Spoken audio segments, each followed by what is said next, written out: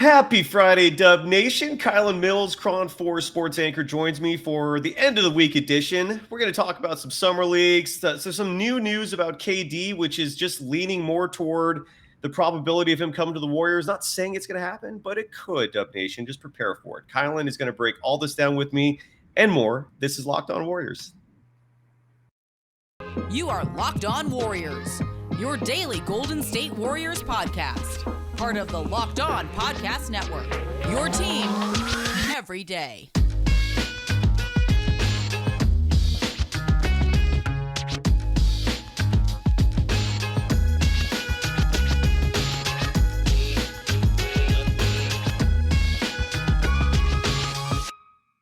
Thank you for making Locked On Warriors your first listen every day. We're free and available wherever you get podcasts. You can follow Kylen Mills on Twitter at Kylen Mills.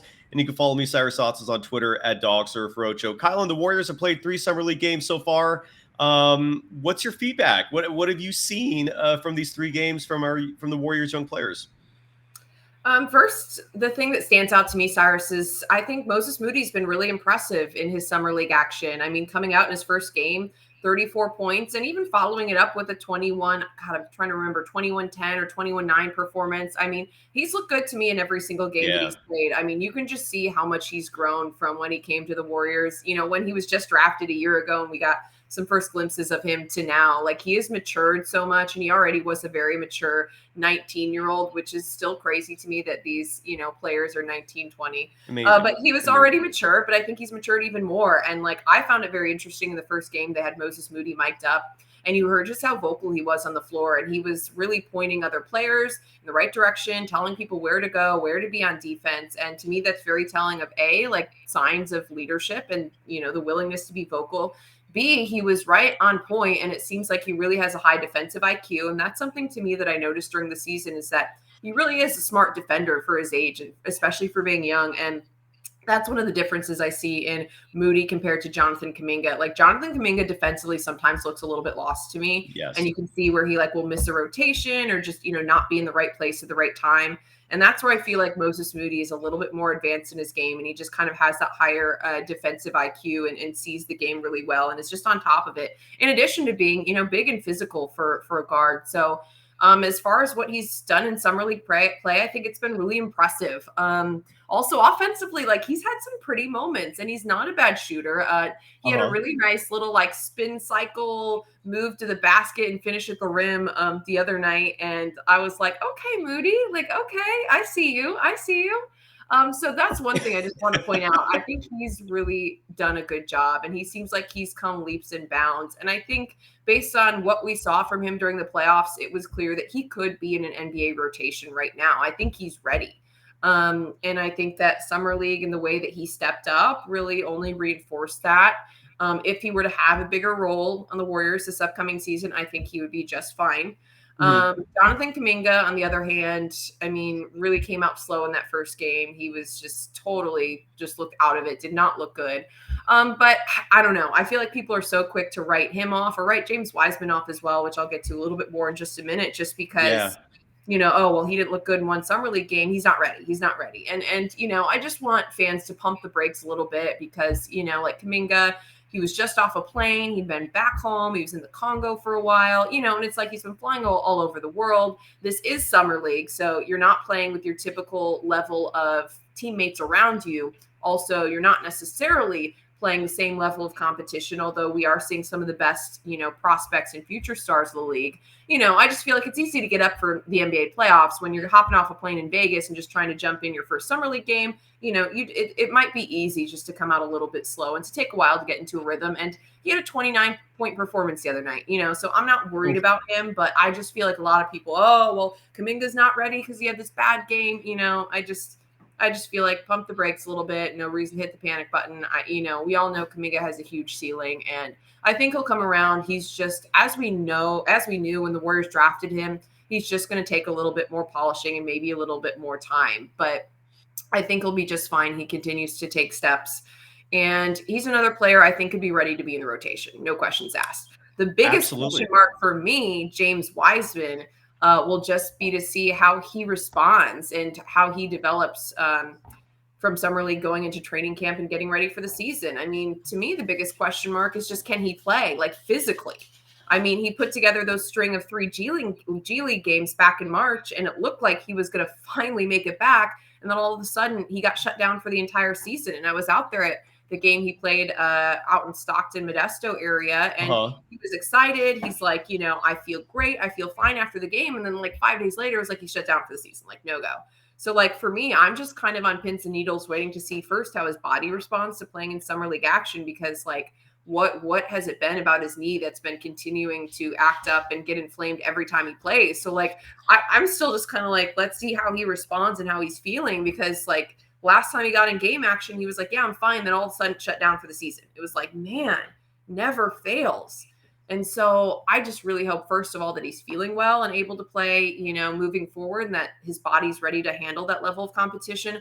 He's looked a little bit rusty to me, but that's as expected. Again, I feel like people are so quick to write him off. I just heard someone on 95.7 The Game saying yesterday that he needs to spend a year in the G League. And I just don't think that's true. The Wiseman you're talking about? Yes. Yes. Yeah, I don't agree with that either. Yeah. Yes, Why? Why? I don't want to just there. I'm not going to say who, but that was a thought that was put out there, because I think it's a bad take. Like, I don't think he needs a year in the G League. Like, he hasn't played in real NBA action in a year and a half. Give this young guy some time to get back into it. I still think he has a high ceiling. And I still think when you watch him play, you can see the athleticism. I think he's improved in some areas from what I saw. I saw him setting some good screens that kind of had been a problem for in the past. I mean, there were some areas where he looked a little rusty. I know people want to talk about, only 2 rebounds that one game. But to me, he still has all the physical tools to be an NBA player. He just needs some time. And I feel like we say that a lot and people don't listen. The fans are so impatient. They don't necessarily want to give these young players some time. Jordan Poole was a bust, which, you know, like, let's remember that 2 years ago, everyone had him written off as a bust. So I just am still saying, let's give James Wiseman more time. He's looked a little bit rusty, but it's been a year and a half since he's played in any action. And he wasn't bad even his rookie season. And he was battling injuries that season too. And he didn't play in college. So I just feel like the context of the amount of basketball he's played, even in the last 3 years, it's like, give him a little bit of time to get back to playing in that level and to really rise up to playing the NBA level. So those are my thoughts. Give Wiseman more time. I think Moody's been impressive, and Kuminga, I'm not worried about him. The 29-point performance, I think, is indicative of his level and where he's at now. Oh, you're absolutely right. That was a great take right there. Just recapping. Sorry, that was a really long, rambling take. But No. Complete opposite. Complete opposite. No, that was awesome. I just wanted to add some things to it. Moses Moody right now is the second leading scorer in Summer League right now, 27.5 points per game. You're absolutely right. He looks NBA ready. It's not a huge surprise. People did say that about him during draft analysis. And then once he came to the Warriors, a couple people referenced him as having an old soul, alluding to his maturity. And then Jonathan Kuminga himself said he was really upset at himself for that first game where he only scored 4 points. Draymond Green was also heavily critical on him on his recent podcast and basically just repeated in his podcast what I guess he told Kuminga behind the scenes, which was like, you weren't engaged. You just clearly weren't into it. And then we saw the next 2 games where Kuminga just totally lit it up. And Jonathan Kuminga right now, in fact, is the 7th leading scorer in Summer League right now, averaging 20.3 points per game. You're absolutely right. I'm not worried about either of those two. I just think Kuminga is just going to take a little longer. I'm starting to like get more. Yeah. And I'm starting to get more used to the idea of, if this is the team that the Warriors are going to roll with, that it's going to be exciting to see these players play a lot of minutes. I do hope it results in success. I do hope it results in wins. But yeah, I'm buying more and more into it. I still think the KD trade is a very strong possibility. I've never once said it's going to happen, but just don't be surprised if it does. And some more things have come down about that, which I'll explain in just a minute. First, got to give love to a longtime sponsor of this program, BetOnline. BetOnline.net, more specifically, is your number one source for all your betting needs and sports information. You can find all the latest sports developments, league reviews, and news, including this year's NHL. Is that still going on, by the way, the NHL playoffs?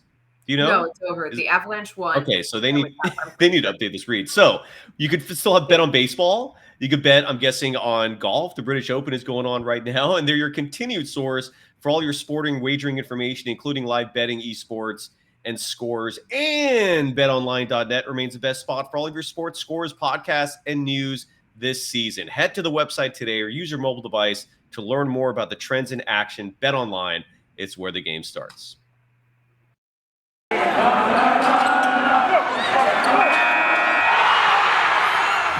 are Locked On Warriors, your daily Golden State Warriors podcast. Part of the Locked On Podcast Network, your team every day. Thank you for making Locked On Warriors your first listen every day. For your second listen, get up to date on the latest news and rumors in the NBA in just 30 minutes every day with Locked On NBA. Locked On NBA, your daily NBA update in just 30 minutes. You can follow Kylen Mills on Twitter at Kylen Mills. And I don't know if I've asked you your feedback on this yet. What are your thoughts on this KD possibility? I mean, the odds increased yesterday with the news that DeAndre Ayton is going to be returning to the Phoenix Suns. The earliest they could trade him would be January. He has veto power on trades. So he might just say, I don't want to go to Brooklyn if indeed that trade is what would have happened. And the earliest, again, that could happen would be January. So Phoenix is out. I mean, because the only way that trade is going to happen is if Devin Booker's included. I think the Warriors are still very much in the running. I also think Bob Myers and company are brilliant. They're not just going to give the house away for KD, especially given the market is just not there for another team to offer something better. Your thoughts? I mean, do you want KD? Have you heard anything? Go for it. I think with each day that passes, the likelihood that KD returns to the Nets increases, because I think that's Brooklyn's plan, is to try to really hold a high dollar for KD. And you mentioned the market not being there, but I feel like they're still kind of hoping they could sweet talk him into staying. And, maybe some time passes, maybe some fences are mended and, Kyrie is staying, and maybe, somehow they could kind of convince him, let's run it back one more time before you look at going anywhere else. So I think that's what Brooklyn's kind of plan is right now. We're going to keep this, really high dollar, and they're going to, set the basically expectation really high for a trade. And supposedly that's exactly what they've been doing, is demanding a lot from teams. Yes. And not going to just accept any offer at this point. And, maybe even still with the hope that KD, they could convince him to stay one more season. I think that of the teams out there, the Warriors have the most to offer. They have one of the best, with their depth, they could offer one of the best packages for KD. There's no question about that. I think that they're on a very short list of teams in the running. I do believe that there are discussions happening within the Warriors, from everything that I've heard and been told and seen, that they'd be crazy not to, that there are discussions going on about whether or not it's viable to potentially make a trade. The question is, what is Brooklyn going to demand from the Warriors, and whether or not it is going to be worth it. And that's pretty much exactly what we heard Lacob say on that podcast with The Athletic. That's what we've heard Bob Myers talk about, is, they don't want to necessarily throw the future out the window. Is there a way they can make this trade happen to where they feel comfortable with where they're setting the Warriors up for the future, while also bringing KD to win championships now? Because I don't think there's any question that both KD and Steph Curry still have some prime years left. A couple, the window's closing. I think the window's closing quickly, but both of them still have some prime years left. I mean, there is the potential that the Warriors could three-peat with KD and Steph playing together a couple more years. Fans, what's not to love about that? However, it just depends on whether or not Brooklyn and the Warriors are going to be able to align on what they would have to give up for KD. I mean, that's just the number one question right now.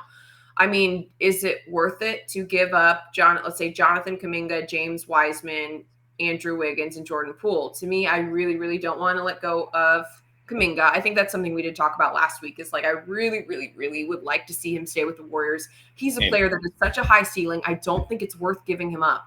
As far as some of the other pieces, I mean, that's where the Warriors have to make some tough decisions. And I don't know, I'm not going to say what the right decision is. I think that KD coming to the Bay would be really fun for a couple of years. And you mentioned Bob Myers in this front office. They are genius. I mean, there's no reason that fans should doubt them right now. So if they decide that's the best move, I think that fans should trust that's the best move. I also think that they would be able to figure something out a couple of years from now to make sure the Warriors were still in a good place for the future. If we did end up trading away Jordan Poole and Andrew Wiggins, I don't think that, the Warriors' future is over. That being said, like I said, if you're including Kuminga in a trade package, I don't think it's worth it because I think he's a star. I think he's a future star. And then you add in all the other players they would ask for. I actually have a question for you, Cyrus. Yeah, please. About it, and I have some involvement with local sports radio. I don't think this is what Brooklyn wants because of their age, but like, would you be willing to give up Klay Thompson if they were asking for Klay Thompson? No, I don't. For some reason, people are just, I'm hearing a lot of stuff, whether it's social media chatter or just, like sports talk radio about Klay Thompson's future with the team. Bill Simmons and Brian Russillo, I'm sorry, recently on his podcast did this this trade value list, like this 64 players, ranking them in order of their trade value, not their overall, talent and whatnot. And Klay wasn't even mentioned. And I was like, just shocked at that. Look, Klay Thompson was the third best player in the NBA Finals for a world championship team. He has shown clearly that he's over the injuries. His defense in the NBA Finals showed me that was coming back because that was a huge issue. And then those last few games, it showed up. He was locking down Tatum. He was giving Jaylen Brown a lot of problems. So his defense, I think, is going to be fully back, and he was a lockdown defender in his prime. His offense is just going to get better. This is the first offseason where he's actually working on his game instead of working on his body and rehabbing.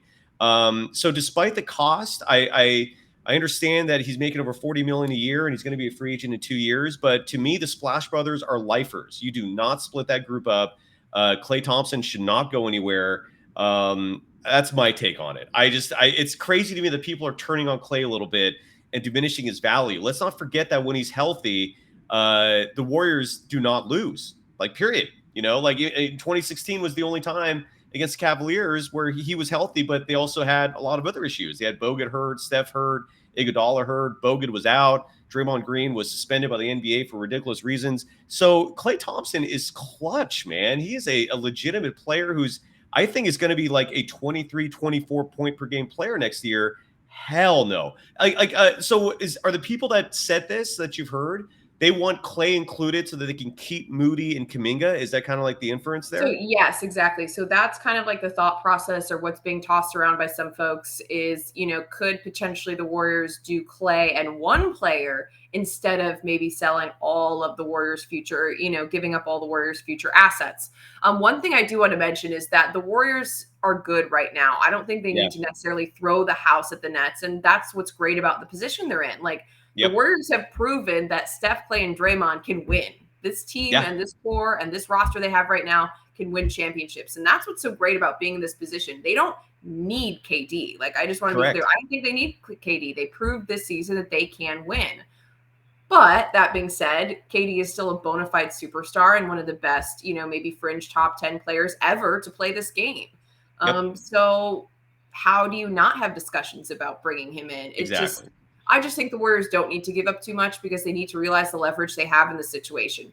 Brooklyn doesn't have a lot of viable options, and the Warriors also can say, hey, we're good. We don't like what you're, wanting to take from us. The Warriors can walk. They can always walk away, and I still think they have more championships left in them.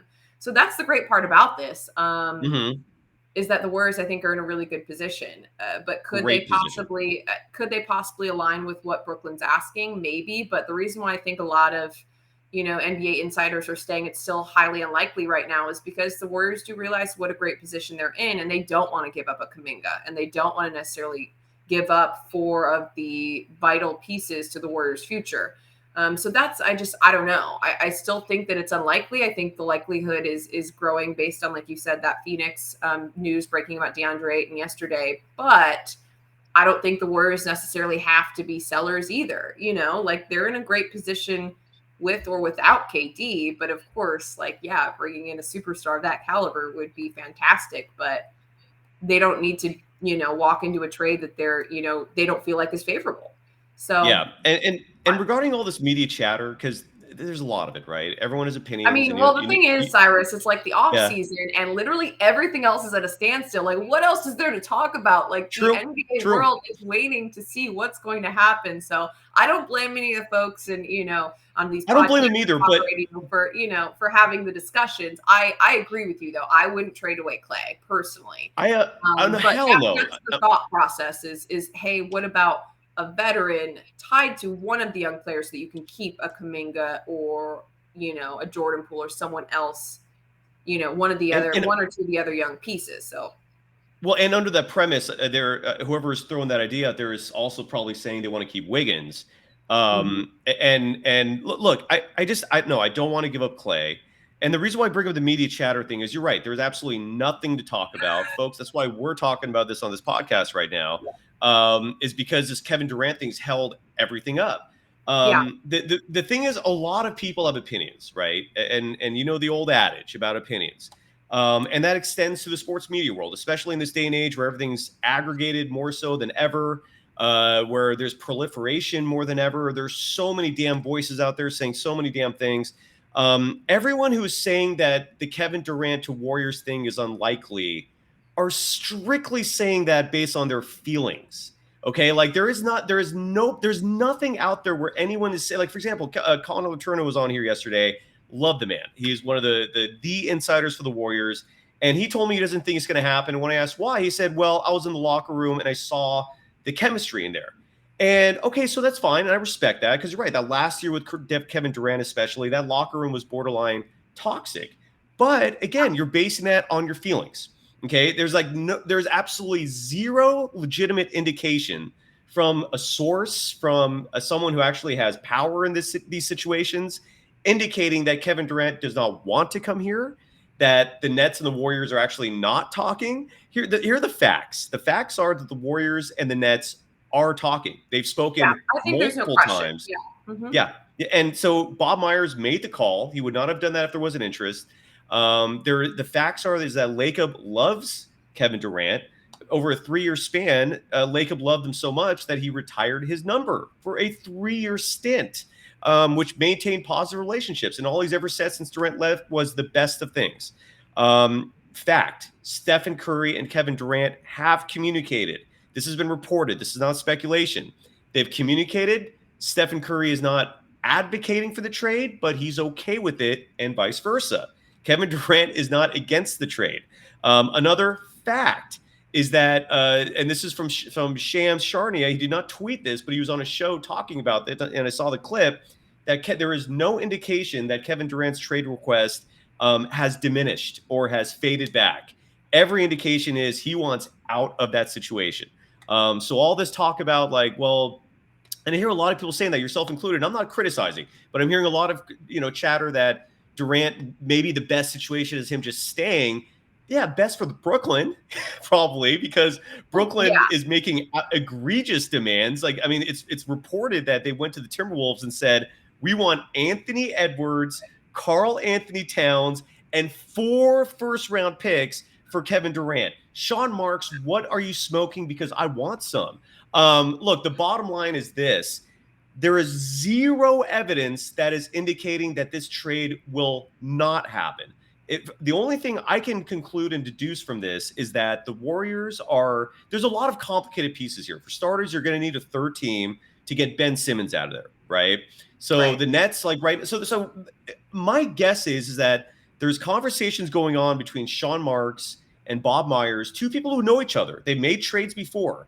And people easily forget that front offices need to be civil with each other. And they oftentimes are, and they're oftentimes very friendly with each other. You might see really heated rivalries on the court in the playoffs, for example, or whatnot. But behind the scenes, they're chummy. They're friends. So I don't doubt they're talking. My guess is Sean Marks right now is trying to find the best deal for Ben Simmons.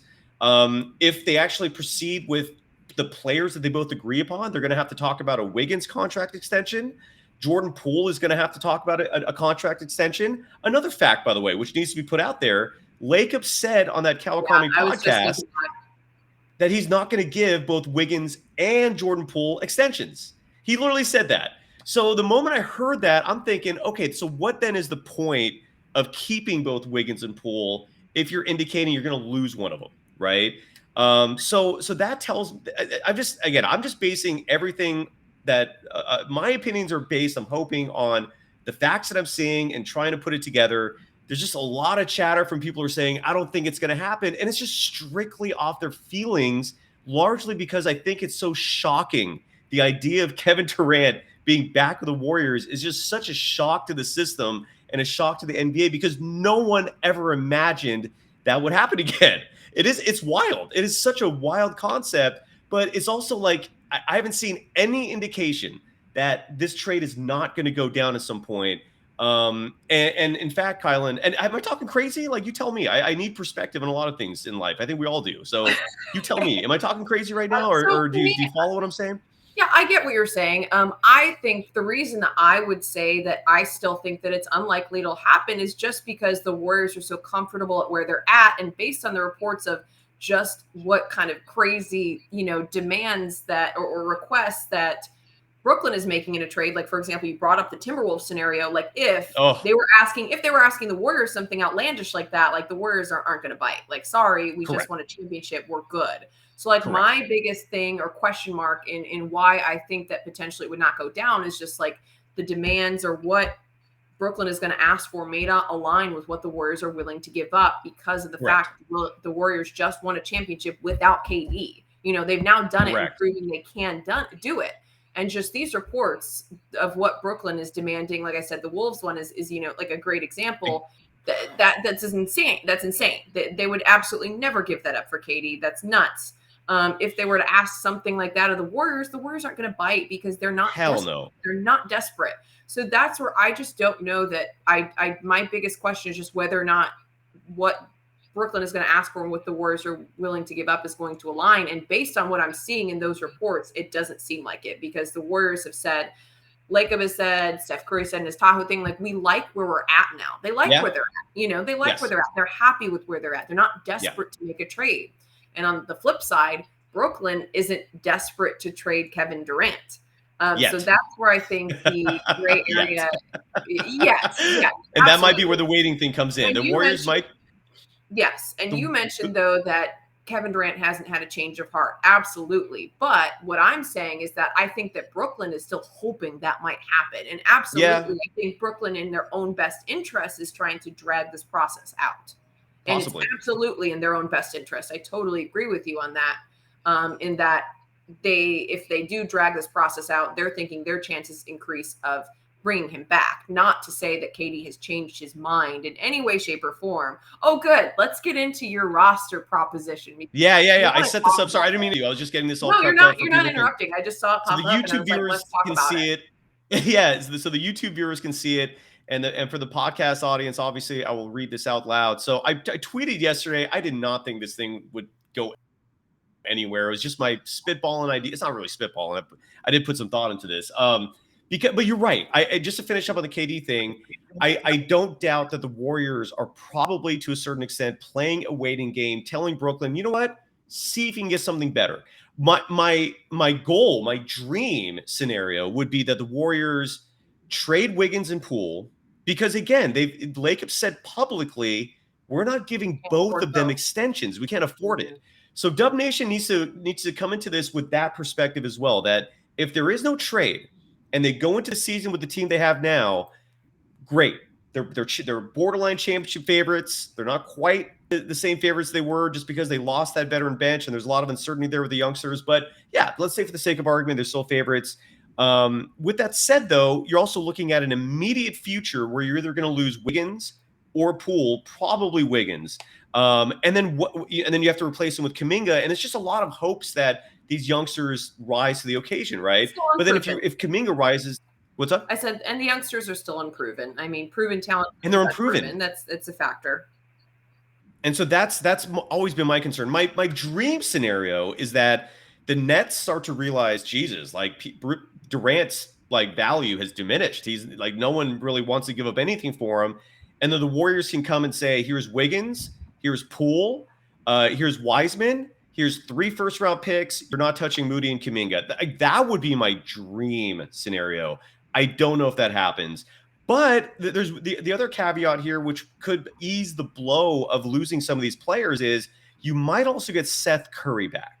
And every indication, I had Adam Armbrecht from Locked On Nets here. I asked him, like, is Seth Curry a player that the Nets really want to keep? He said hell no to that. I'm paraphrasing. But so Seth Curry is very much available, and that's where these first-round picks could come into play.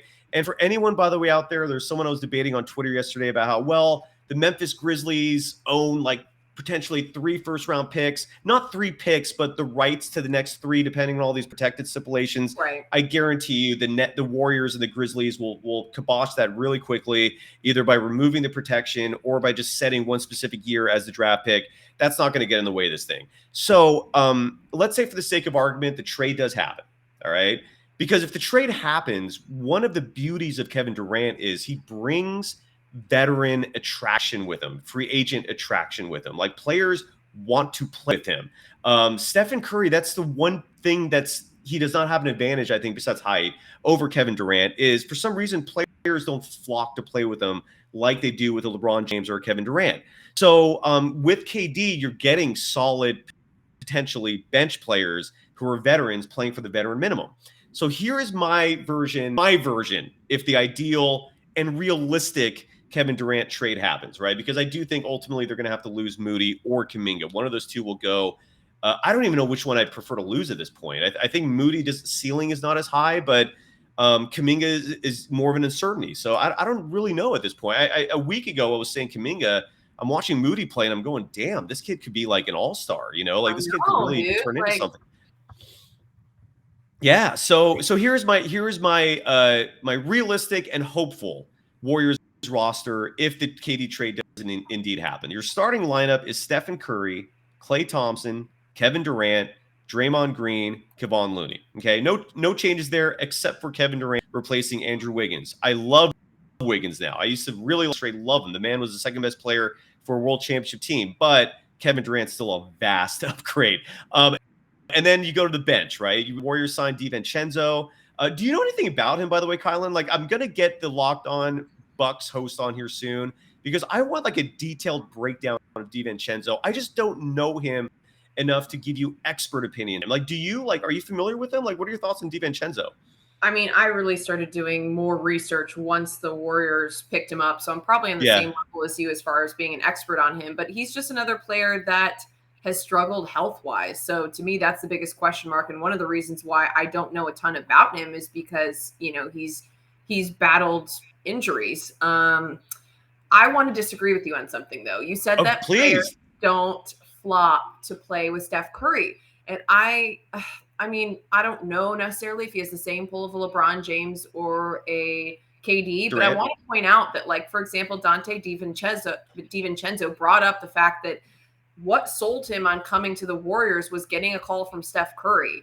And I do think that Curry has a reputation around the league for, first of all, being one of the greatest teammates, one of the most humble superstars out there, and being a player that you want to play alongside. And every time the Warriors sign one of these veterans, or you get an Otto Porter Jr. who comes for a season, whatever else, like, you constantly just hear them talk about, like, the first day I walked into practice, I was just in awe that I was playing with Steph Curry.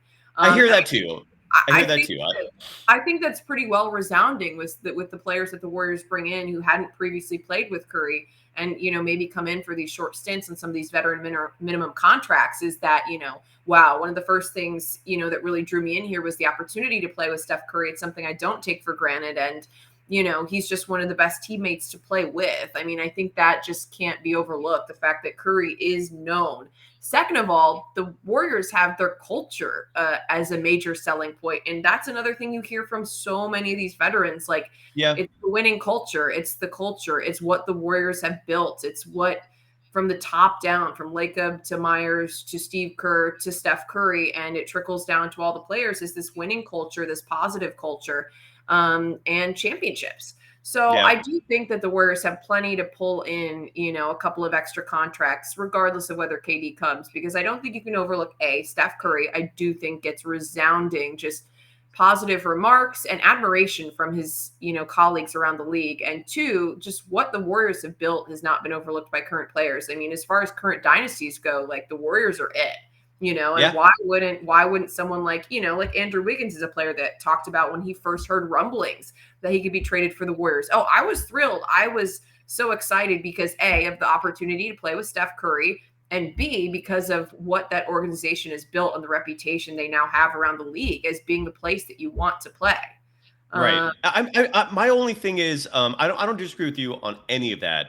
All I'm saying is that more times than not, when, and maybe I should rephrase this as veteran minimum contracts. When you have veterans out there who still have a lot to give, more times than not, they're picking LeBron or they're picking KD. Just to give a track record, even Kent Bazemore, who reportedly the Warriors wanted to bring back, pick LeBron for less money and less security.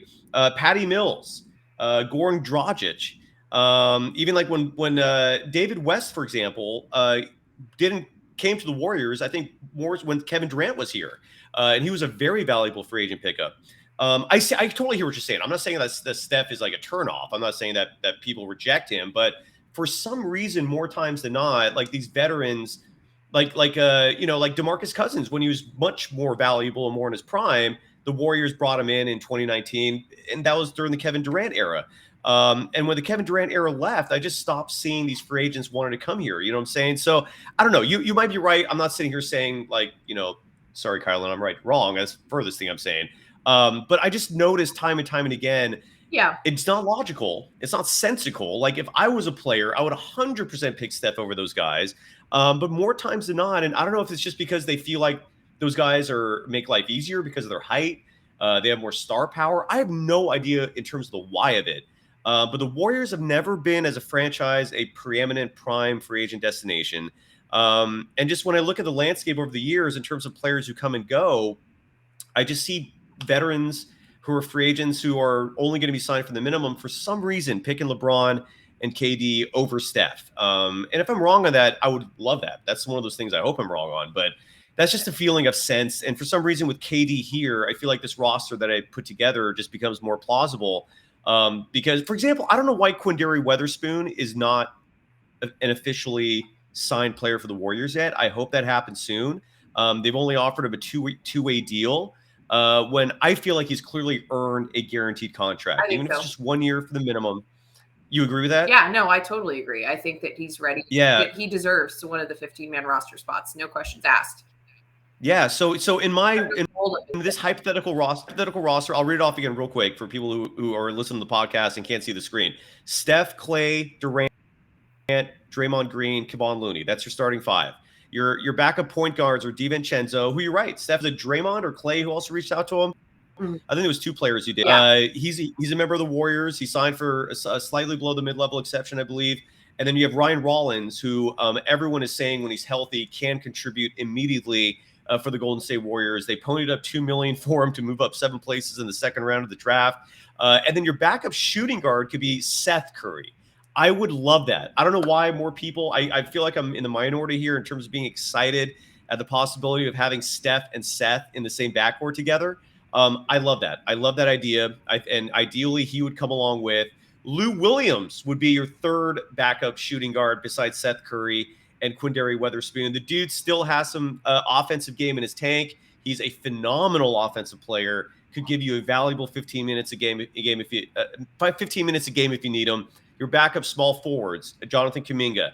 If Andre Iguodala, who puzzlingly has not made any decisions yet, and then you have the new rookie Patrick Baldwin Jr., aka Peanut Butter and Jelly PBJ.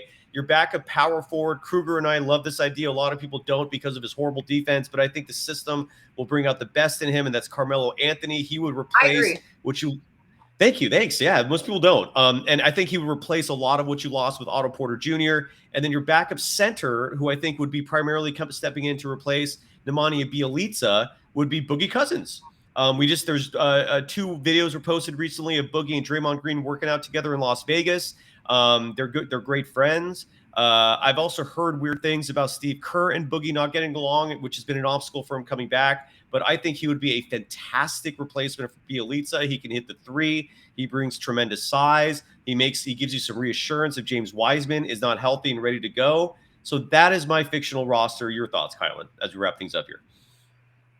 First of all, I actually like the Carmelo Anthony possible signing if the Warriors could potentially pull him away from the Lakers. Supposedly he's comfortable there, but he hasn't committed. And I think he could do exactly what you said, similar to what Otto Porter Jr. brought to the table. He could shoot and potentially spread the floor from a forward position. And he actually didn't have bad numbers with the Lakers. I think he was shooting 13 points average per game and maybe like 4 or 5 rebounds per game. Like, I know Yeah. he's older, but like he could absolutely still contribute off the bench. I don't know. I feel like a lot of Yes. people hate that move. So that is interesting because I also thought the same thing Yeah. throughout this free agency. I was like, what about Carmelo? Like, I don't think that's a bad Mhm. option. I also would be really curious because I've heard the Seth Curry thing be thrown around by a couple people. Like, do you think the Currys would want to play together, or would they be not wanting to play together? Because They love each other. No, I think they would. Well, so here's They the love thing, each other. Here's the thing, though. Like, Seth Curry also has been like trying to get out of Steph's shadow for so long, and I feel like he finally has made his mark on the NBA in his own right the past couple seasons. Like, do you want to go back, under older brother's wing, or is it a situation where the family clearly has a great relationship? The entire Curry family, obviously, Wendell having some issues and whatever else, and they're no longer together. But regardless, I'm saying all the kids and the parents, like, they seem like they're really We close. should make that a show, by the way. We should make that one show once. Just talk about the ridiculously insane dynamic Yeah, of Dell and Sonia Curry. Is it Sonia, right? Did I have that right? yeah. So Because that's weird. There's no other way to spill it. That's weird. What's going on there? So, I mean, I say they have a great relationship, and I immediately thought about how, like, the parents are having some, some weird stuff going on. Which, Yes. yeah, that you could dive into that another day. But as far as, like, Steph, all the kids, the relationship with their parents, like, clearly they've been a very close family that has a great relationship, and they're always super supportive of each other, and they would maybe love it, like, mom and dad can come watch both the kids on the same team. Like, how freaking cool would that be? I don't know. I'm also someone who has a younger sister who's 2 years younger than me, though. And I know, like, her, for her growing up, we always played sports, and my parents would move her up like a division to play on my team. And she hated it because she was always like, Oh, okay. you're yelling at me, like, blah, blah, blah. And, I got to she was like the tag along, with like my friends and kids who were my age and the bigger kids. And she didn't like it. In college, we played college tennis together for one season, and like, she ended up coming around to it, and we honestly had so much fun because you just have a certain, sibling dynamic where you're cracking up. But at first she was like super like, I don't want you to, because so backstory, I played college soccer. She played college tennis. I ended up joining the tennis team, and she was already on it. And she was like, this is my sport. Like, don't you come over here and start playing, I'm the younger sister, and I finally am doing my own thing. And I'm the one who's a good tennis player. So that's the only reason why I kind of question that.